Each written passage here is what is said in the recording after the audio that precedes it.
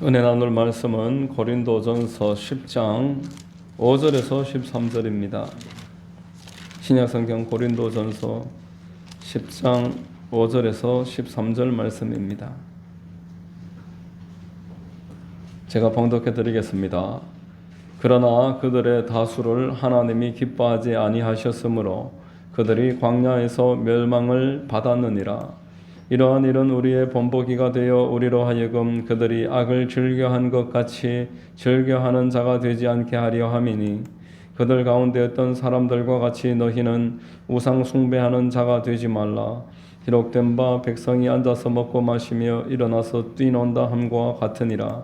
그들 중에 어떤 사람들이 음행하다가 하루에 23,000명이 죽었나니 우리는 그들과 같이 음행하지 말자. 그들 가운데 어떤 사람들이 주를 시험하다가 뱀에게 멸망하였나니 우리는 그들과 같이 시험하지 말자. 그들 가운데 어떤 사람들이 원망하다가 멸망시키는 자에게 멸망하였나니 너희는 그들과 같이 원망하지 말라. 그들에게 일어난 이런 본보기가 되고 또한 말세를 만난 우리를 깨우치기 위하여 기록되었느니라. 그런즉 선줄로 생각하는 자는 넘어질까 조심하라. 사람이 감당할 시험 밖에는 너희가 당한 것이 없나니 오직 하나님은 미쁘사 너희가 감당하지 못할 시험 당함을 허락하지 아니하시고 시험 당할 즈음에 또한 피할 길을 내사 너희로 능히 감당하게 하시느니라. 아멘. 할렐루야. 주일 오전 예배에 나오신 여러분들 주님의 이름으로 환영하고 축복합니다. 우리 저의 분들과 한번 인사하겠습니다. 참 잘 오셨습니다. 참 잘 오셨습니다. 예, 저는 봉독해드린 고린도전서 10장 5절에서 13절 말씀을 통해서 숨길 수 없는 본성, 이와 같은 제목의 말씀을 전하겠습니다. 성령께서 우리 모두에게 큰 은혜 되어 주시기를 바랍니다. 자, 여러분, 우리 지난주 말씀에 신앙생활은 광야길을 걷는 것이다, 이렇게 말했습니다. 성령께서 우리를 이제 광야로 인도해 드리십니다.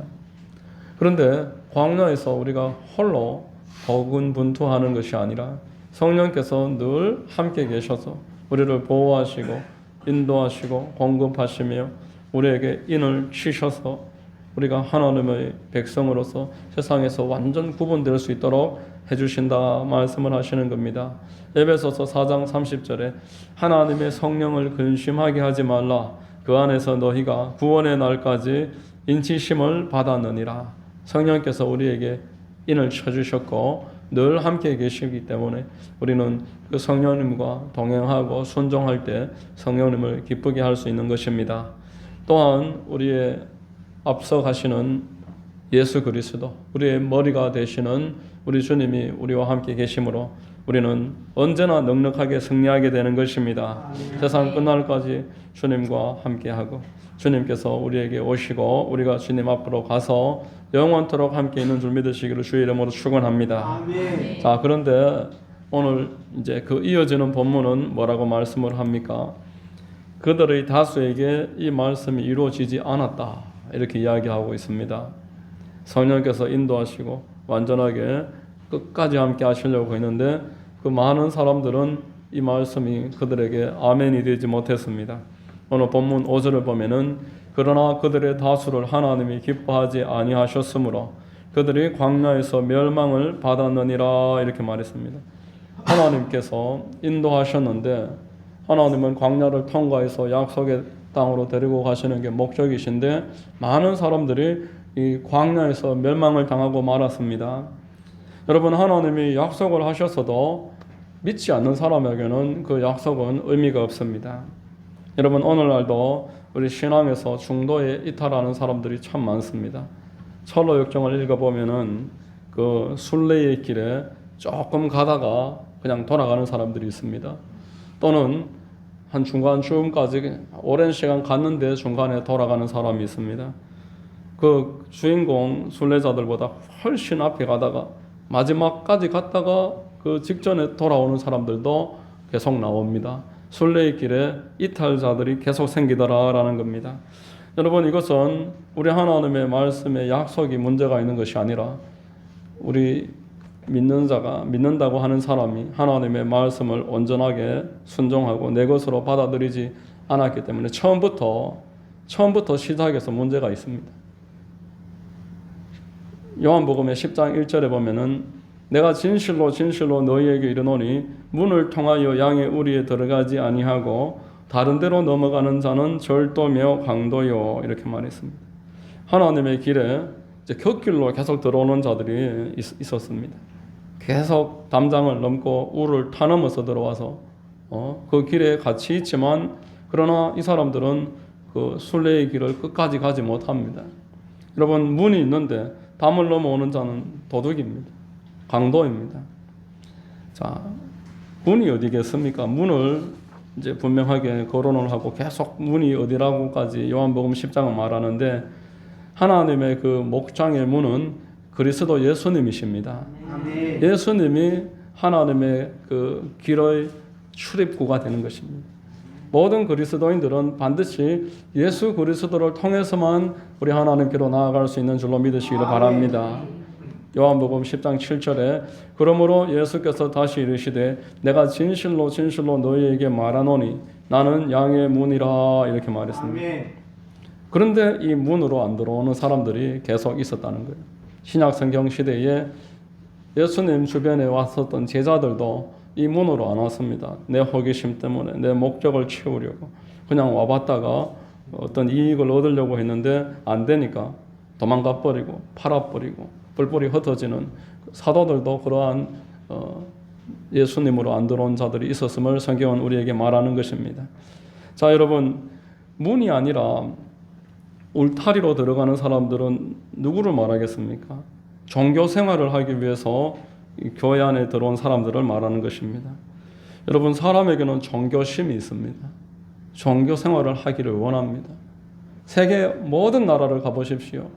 어떤 나라에든 종교가 있고 미신이 있고 온갖 그 신들을 섬깁니다. 현수막 붙여놓는 거 보니까 몇 군데 봤는데 이번에 정월 대보름날에 달집 사르게 한다고 우상 숭배하는 것입니다. 이런 일들을 하겠다는 거예요. 사람을 의지하고 어떤 계획을 가지고 하나님의 집으로 들어오는 사람들이 너무 많다는 겁니다. 오늘날 교회에 성도 수가 많지만 교회가 연약한 이유가 여기에 있습니다. 여러분 오히려 독재 국가에 가면은 교회가 숫자는 좀 적고 드러나는 것은 없을지라도 아주 탄탄합니다.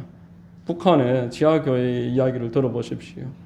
막 산 넘고 강 건너서 배 타고 와서 같이 모여서 한 명은 망 보고 앉아서 같이 말씀 듣고 받았는 공문 같이 나눠서 읽으면서 울면서 같이 기도하고 그리고 같이 끌어안고 다음 주에 다시 살아서 만납시다 이렇게 하고 다시 하루 길을 노숙하면서 걸어가고 그런 지하교회 성도들 북한에 있는 그 많은 가정교회 성도들 그들의 신앙은 진짜이고 탄탄함을 가지고 있습니다.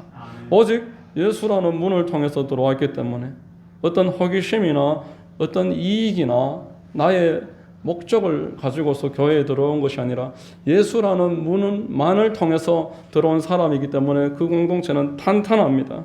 하나님께서 예수라는 이름을 통해서 들어온 성도들은 들어오고 나가는 가운데 그 울 안에서 큰 복을 주시는 것입니다. 영의 양식을 얻는 것입니다. 요한복음 10장 9절에 같이 한번 읽겠습니다.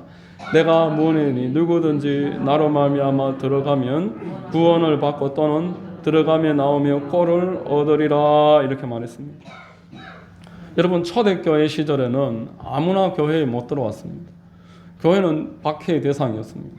그래서 신앙생활을 하기 위해서 카타콤을 만들어서 그 안에서 죽은 사람만 20만 명의 그 시체의 유골이 발견되었습니다. 그 정도로 모든 것을 포기하고 신앙생활을 하기 위해서 들어가신 분들 그런 사람들이 신앙생활을 했기 때문에 초대교회는 탄탄했습니다. 숫자가 적어도 하나님의 말씀대로 살고 기도로 살고 복음 전파라는 그 소명을 받아서 복음 전파하기 위해서 살기 때문에 그 교회는 참으로 하나님이 기뻐하시는 교회였습니다. 모여서는 예배드리고 흩어져서는 1대1로 복음을 전했습니다. 사랑으로 섬기다가 기회를 얻어서 초청을 해서 예수 그리스도의 복음을 증거함으로 하나님의 말씀 가운데서 그들을 인도해드려서 하나님의 울로 예수라는 문으로 들어오게 했던 것입니다. 성경에 보면은 예수와 음식으로 그 주변의 사람들을 섬겨서 그들에게 예수 믿도록 인도해서 교회가 날로 믿는 자가 많아졌음을 말씀을 합니다. 사도행전 2장 46, 47절 같이 한번 읽겠습니다. 날마다 마음을 같이하여 성전에 모이기를 힘쓰고 집에서 떡을 떼며 기쁨과 순전한 마음으로 음식을 먹고 하나님을 찬미하며 또 온 백성에게 칭송을 받으니 주께서 구원받는 사람을 날마다 더하게 하시니라. 아멘. 오늘 이 말씀에는 두 군데를 말합니다. 성전에서 모이기를 힘쓰고 또 집에서는 떡을 떼고 음식을 먹었다 이렇게 말합니다. 오늘날로 말하면 주일날은 이래 모여서 같이 예배를 드리고 이렇게 신앙생활을 하고, 흩어져서는 나의 집에 나의 공간에 불신자들 아직 믿음이 연약한 자들을 계속 불러 모아서 떡과 음식으로 섬겼다 이렇게 말합니다. 자 여러분, 떡과 음식, 왜 떡과 음식을 구분했을까요? 떡은 음식 아닙니까? 떡도 음식인데 떡과 음식을 구분하는 것은 이것은 먹는 떡을 말하는 게 아닙니다. 예수 그리스도를 말하는 것입니다. 요한복음의 6장 35절과 48절에 예수께서 내가 곧 생명의 떡이다. 나의 떡을 먹는 자는 영원히 살리라. 생명의 떡이라고 말했습니다. 그래서 이 초대교회는 모여서는 예배드리고 흩어져서는 이웃에 있는 사람들에게 음식을 대접하고 예수를 전했어요. 예수를 전하고 음식을 대접하고 그렇게 모여서 함께 공동체를 이루어 나갔더니만 예수 믿는 사람이 나날이 많아졌더라 이렇게 말합니다. 사도행전 10장에 보면은 고넬료가 자기 친척들과 친지들을 모아놓고 베드로를 초청했는데 베드로가 예수 그리스도를 증거하니까 성령이 임하셨더라 이래 말합니다. 사도행전 16장에도 사도 바울이 빌립보 그 성으로 들어가서 루디아라는 한 여자에게 예수를 말했더니만 이 여자의 마음의 문이 열리니까 이 여자가 내 집에서 앞으로 이 사역을 하시라고 내 집에 들어와서 믿는 자들을 불러 모으자 그렇게 이야기하는 내용이 나오는 것입니다. 자 여러분, 성경은 이렇게 초대교회의 복음 전략을 소개합니다. 예수라는 문을 만들고 그 문 외에는 못 들어가는 겁니다.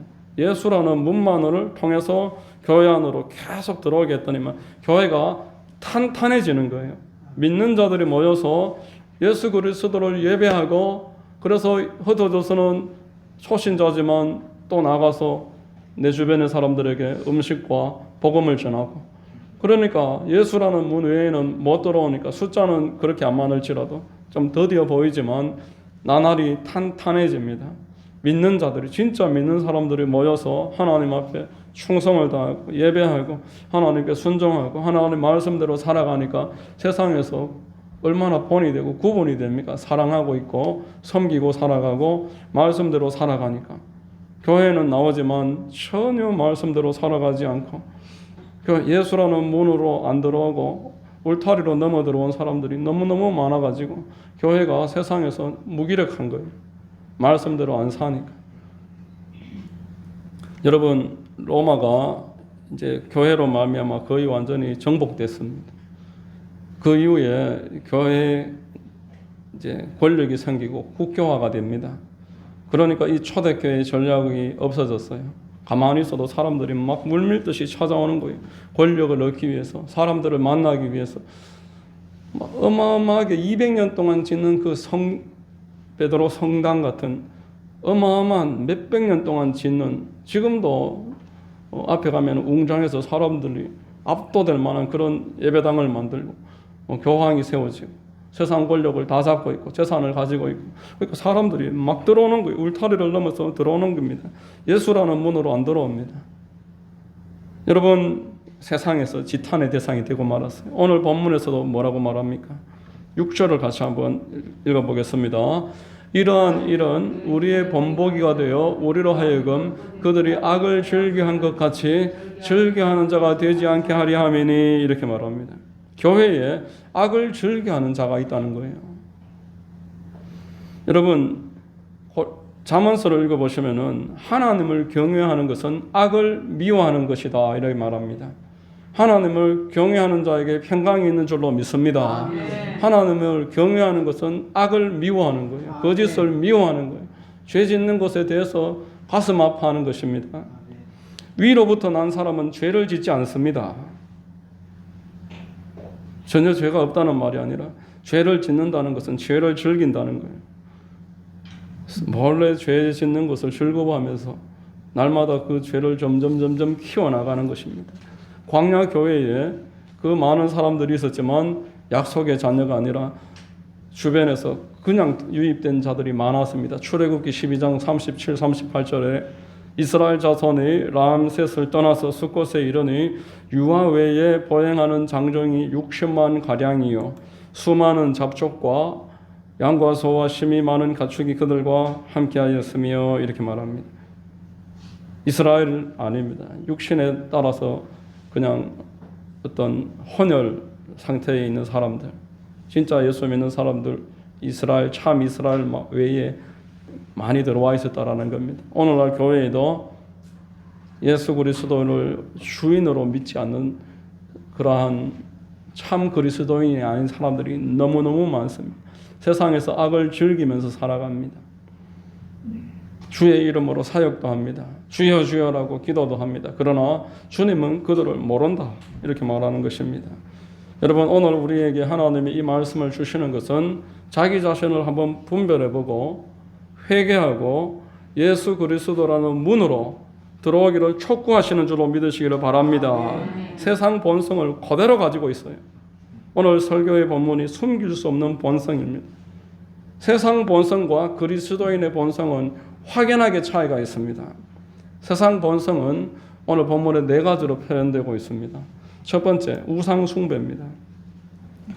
교회를 다니지만 우상 숭배합니다. 우리 7절 같이 읽어보겠습니다. 그들 가운데 어떤 사람들과 같이 너희는 우상 숭배하는 자가 되지 말라. 기록된 바 백성이 앉아서 먹고 마시며 일어나서 뛰논다 함과 같으니라 말합니다. 교인들이 우상 숭배합니다. 제사를 지냅니다. 장례식장에 가서 절을 합니다. 여러분 추도 예배도 사실 할 필요가 없는 거예요. 추도 예배를 끝까지 드려달라고 그래서 제가 참 갈등을 했지만 저는 안 드렸습니다. 예배가 예배지 왜 추도 예배를 드립니까? 그 사람 사진 갖다 놓고 왜 무슨 예배를 드리라는 말입니까? 불신자들 앞에서. 그 사실상 예배가 아닌데 제사를 그런 식으로 이렇게 타협을 한 거라고 그렇게 보여지는 일들을 우리가 합니다. 그 기일에 사진 갖다 놓고 믿지 않는 사람들은 제사라고 생각하고 와서 앉아 있는 거예요. 그 설교라고 하지만 사실상 그게 제대로 된 예배일 수가 없습니다. 현대 교회는 또 다른 우상을 만들었습니다. 돈이 우상입니다. 돈이 뭐니 해도 최고야. 자녀가 우상입니다. 그리고 가장 큰 우상은 자기 자신입니다. 나를 위해서는 뭐든지 다 하는 거예요. 시간도 안 아깝고 돈도 안 아깝고 이것저것 나를 위해서는 다 합니다. 그런데 하나님의 영광 관심 없습니다. 하나님의 뜻 별로 중요하지 않습니다. 기도 제목도 오로지 나의 소원밖에 없어요. 이것은 하나님의 능력을 이용하는 자기 숭배입니다.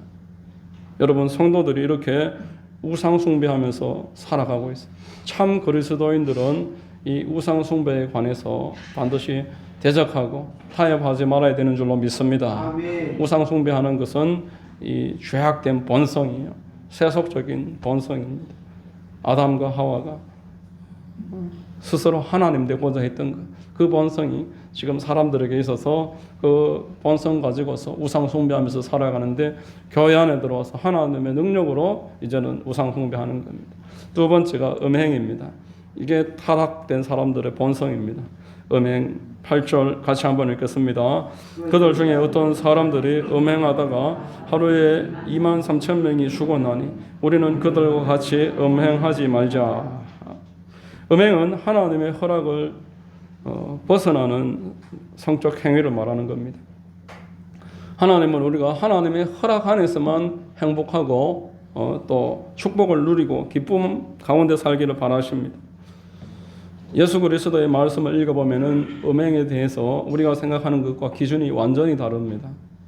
우리의 눈으로 음행을 저지르고 우리의 마음으로 음행을 저지른다 이렇게 이야기하고 있습니다.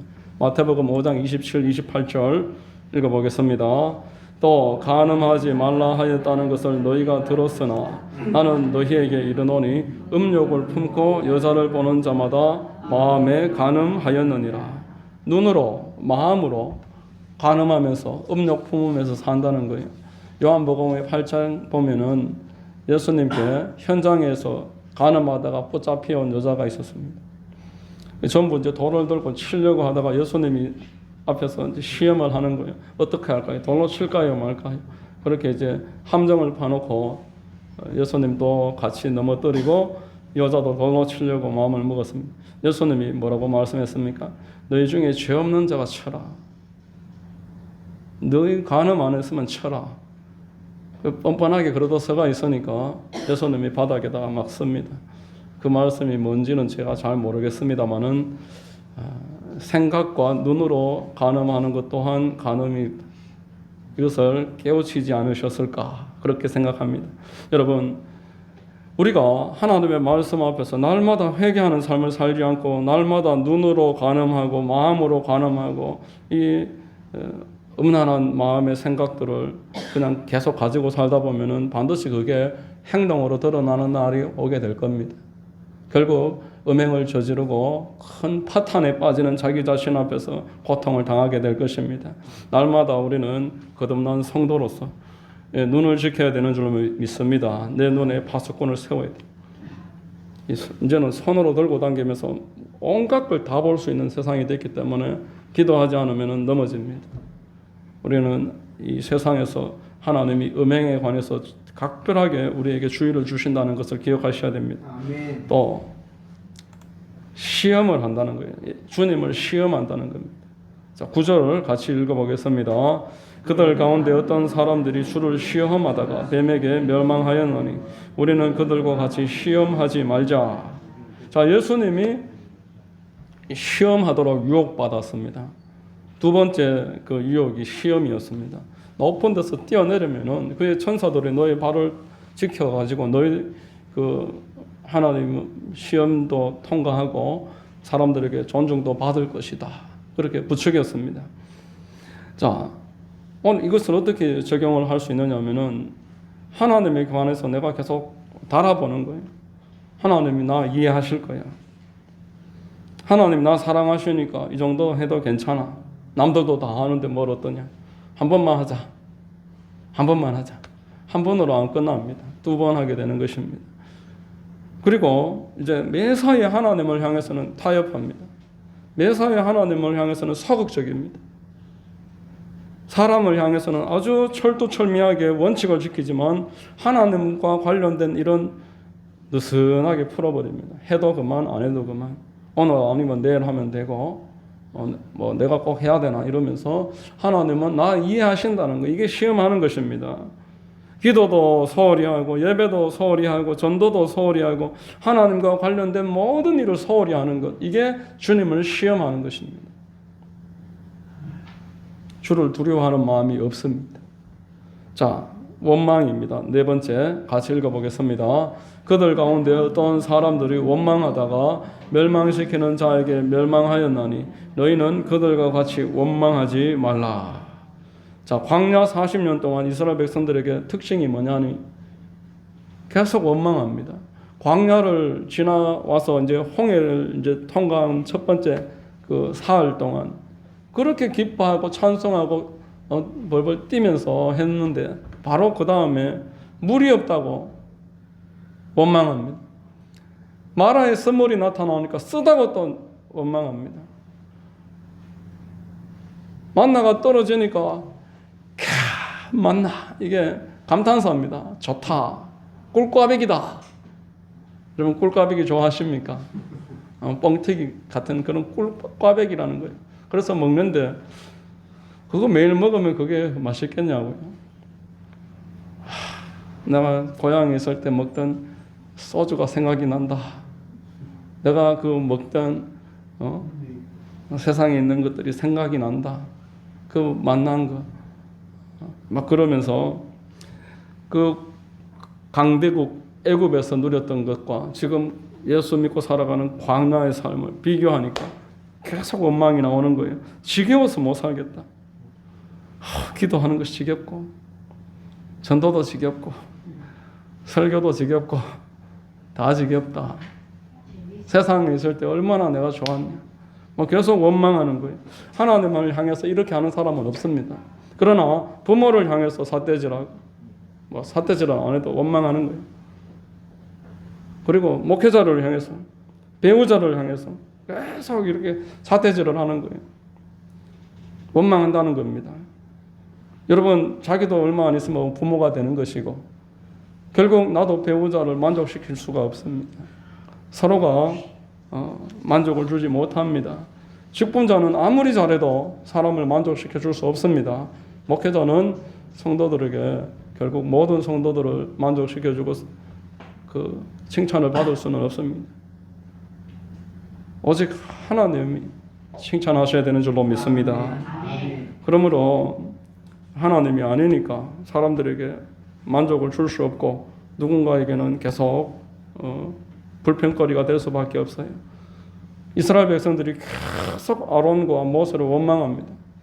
그런데 하나님이 뭐라고 하시냐니까 나를 원망하고 있다라고, 그 원망은 나한테 원망하는 것이라고 말씀하십니다. 민수기 14장 11절에 야훼께서 모세에게 이르시되 이 백성이 어느 때까지 나를 멸시하겠느냐, 내가 그들 중에 많은 이적을 행하였으나 어느 때까지 나를 믿지 않겠느냐, 이렇게 말합니다. 계속 원망하니까 하나님을 원망한 적 없고 환경을 원망했고 리더를 원망했고 옛날 생각하면서 오늘 비교하면서 원망했는데 하나님은 왜 나를 안 믿고 나를 멸시하느냐, 왜 믿지 않느냐, 그들이 나를 향해 원망한다, 이렇게 말합니다. 27절입니다. 민수기 14장 27절 같이 한번 읽겠습니다. 나를 원망하는 이 악한 회중에게 내가 어느 때까지 참으랴. 이스라엘 자손이 나를 향하여 원망하는 바 그 원망하는 말을 내가 들었노라, 이렇게 말했습니다. 말한 그대로 되게 만들어 주겠다. 추워 죽겠다. 더워 죽겠다. 배고파 죽겠다. 계속 죽겠다. 그냥 추우면 춥다 그러면 되지. 추워 죽겠다. 맛없으면 맛없다 그러지. 맛없다 죽겠다. 계속 입만 열면 죽겠다. 그래, 네 말한 대로 되리라. 그러면서 다 죽어버렸어. 저는 아무리 맛없어도 맛없다 안 그럽니다. 힘들으면 이거 살겠네. 살겠네, 이래 하시기 바랍니다. 뭐 한다고 죽겠다. 그러고 원망하고 하나님 다 듣고 계시고 내 안에 계신데 계속 원망하고 어떡하자는 말입니까? 여러분, 원망이 하나님께 하는 것이면 성경은 감사도 하나님께 하는 것이다, 이래 말하고 있습니다. 데살로니가전서 5장 18절에 항상 기뻐하라, 쉬지 말고 기도하라, 범사에 감사하라, 이것은 그리스도 예수 안에서 너희를 향하신 하나님의 뜻이니라, 이래 말씀했습니다. 이게 하나님의 뜻이라고요. 감사하는 게 하나님을 기쁘시게 하는 것이란 말입니다. 우리가 믿음으로 감사하면 감사할 일이 계속 더 많아지는 줄로 믿습니다. 자연인에게 발생되는 본성입니다. 우상 숭배, 음행, 시험, 원망. 여러분, 내가 그리스도라는 문으로 하나님의 이 순례의 길에 들어와서 성도의 그 마땅한 본성이 있는가? 아니면은 나는 지금 자연인들이 가질 수밖에 없는 그러한 본성이 고스란히 드러나고 있는, 내 삶은 우상 숭배의 삶인가? 내 삶은 음행을 하고, 음행이 우상 숭배입니다, 여러분. 탐심이 우상 숭배라고 했어요. 남의 것을 탐내니까. 이 세상에 배우자 외에 다른 이성은 다 음행입니다. 그리고 탐심입니다. 우상 숭배입니다. 그리고 시험하는 것, 하나님을 시험하는 것, 그리고 원망하는 것. 자, 여러분, 성도에게 발견되어야 되는 본성이 크게 두 가지가 있습니다. 첫 번째가 그리스도를 위한 고난을 은혜로 여긴다는 것입니다. 할렐루야. 이게 성도의 본성입니다. 그리스도를 위한 고난을 은혜로 받습니다. 빌립보서 1장 29절에 그리스도를 위하여 너희에게 은혜를 주신 것은 다만 그를 믿을 뿐 아니라 또한 그를 위하여 고난도 받게 하려 하심이라 이런 말했습니다. 예수님의 제자들이 예수님 모른다고 다 도망갔잖아요. 그런데 성령 받고 그들은 변화됐습니다. 예수님을 위해서 받는 고난을 기뻐합니다. 사도행전 5장 41절에 사도들은 그 이름을 위하여 능력받는 일에 합당한 자로 여기심을 기뻐하면서 공의 앞을 떠나느니 성령으로 거듭나서 새로운 본성을 가지니까 예수님 때문에 맞아도 감옥에 들어가도 다 잃어버려도 기뻐했다라는 거예요. 예수님에게 합당한 자가 되었어. 하나님의 나라에 내가 부름을 받고 쓰임 받는 게 기쁘다는 것입니다. 자, 두 번째 본성은 그리스도를 존귀케 하고자 하는 그러한 본성이 생깁니다. 이게 성도의 본성입니다. 살든지 죽든지 내가 그리스도를 높이고자. 자, 빌립보서 1장 20절 읽어보겠습니다. 나의 간절한 기대와 소망을 따라 아무 일에든지 부끄러워하지 아니하고 지금도 전과 같이 온전히 담대하여 살든지 죽든지 내 몸에서 그리스도가 존귀하게 되게 하려 하나니 이는 내게 사는 것이 그리스도니 죽는 것도 유익함이라. 자, 여러분, 거듭난 성도는 하나님의 뜻을 구하는 줄로 믿습니다. 하나님의 뜻은 예수 그리스도를 높이는 거예요. 예수 그리스도를 경배하는 것입니다. 하나님의 뜻은 예수 그리스도의 이름을 증거하는 것입니다. 이것이 하나님의 뜻이기 때문에 성도들은 그리스도의 이름을 존귀케 하는 일에 내가 생명까지 걸겠다. 사도 바울은 이런 소원을 가지고 있었습니다. 빌립보서 2장 10절과 11절에 하늘에 있는 자들과 땅에 있는 자들과 땅 아래에 있는 자들로 모든 무릎을 예수의 이름에 꿇게 하시고 모든 입으로 예수 그리스도를 주라 시인하여 하나님 아버지께 영광을 돌리게 하셨느니라. 아멘. 예수 그리스도의 이름을 전파하고자 하는 소원. 모든 입으로 예수 그리스도를 주라 시인하게 한다. 내가 전도하지 않는데 그 사람이 어떻게 주의 이름을 부르겠습니까?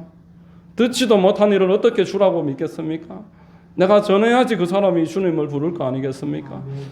모든 입으로 예수 그리스도를 주라고 시인하게 되는 것이 성도의 소원이고 이게 하나님의 영광을 드러내는 방법인 줄로 믿습니다. 아멘. 자, 여러분 어떻습니까? 오늘 말씀을 들어보니까 나는 누구입니까?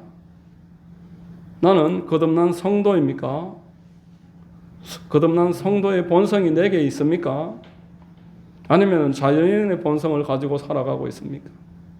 나는 그리스도를 위해서 고난받는 것을 아무렇지도 않고 기쁘게 여기고 나는 예수 그리스도의 이름이 존귀게 되면 내가 뭐 어떻게 되든 관계없고 예수 그리스도의 이름을 전파하고자 하는 소원이 나의 참된 소원이냐 말입니다. 이게 성도의 본성입니다. 이런 본성이 없는 자들은 광야를 통과할 수가 없어요. 중간에 다 이탈합니다. 못 견뎌냅니다. 여러분 오늘 말씀을 통해서 여러분 모두에게 큰 은혜가 있기를 바랍니다. 자기를 돌아보고 예수 그리스도라는 문으로 내가 들어왔는지 그럼 그 문을 향해서 나아가야 되는 것입니다. 하나님께서는 우리가 가는 이 길에 그리스도 한 분으로 우리가 승리하게 하십니다. 감당할 힘을 주십니다. 피할 길을 내십니다. 오늘 이 고린도전서 10장 13절 마지막으로 읽고 마치겠습니다. 같이 읽습니다. 사람이 감당할 시험 밖에는 너희가 당한 것이 없나니 오직 하나님은 미쁘사 너희가 감당하지 못할 시험 당함을 허락하지 아니하시고 시험 당할 즈음에 또한 피할 길을 내사 너희로 능히 감당하게 하시느니라. 아멘. 그리스도 안에서 거듭난 본성이 있는 자들은 끝까지 가는 줄로 믿습니다. 하나님이 끝까지 책임지시고 감당할 힘 주시고 사람도 묻히시고 피할 길도 착착 만들어 주셔서 여러분 승리하실 것입니다. 염려하지 마시고 주님 안에서 날마다 기쁘고 감사하고 복되게 살아가시기를 예수 이름으로 축원합니다. 기도하겠습니다. 하나님 아버지 감사합니다. 말씀을 통해서 참으로 본성에 관해서 은혜를 나누었습니다. 세상의 본성은 우상 숭배하고 음행하고 시험하고 원망하는 것이지만 그리스도 안에서 새로운 피조물된 자들의 본성은 그리스도를 위해서 고난도 즐겨받고 그리스도의 이름이 존귀하게 되는 일을 선택하고 또 그 이름을 전파하려는 불타는 소원을 가지는 것임을 알게 하시니 감사합니다. 우리가 그리스도의 문으로 주님의 그 순례길을 들어가서 복된 길 끝까지 완수하고 주님께 영광 돌리도록 인도해 주시옵소서. 예수 그리스도의 이름으로 기도드립니다. 아멘.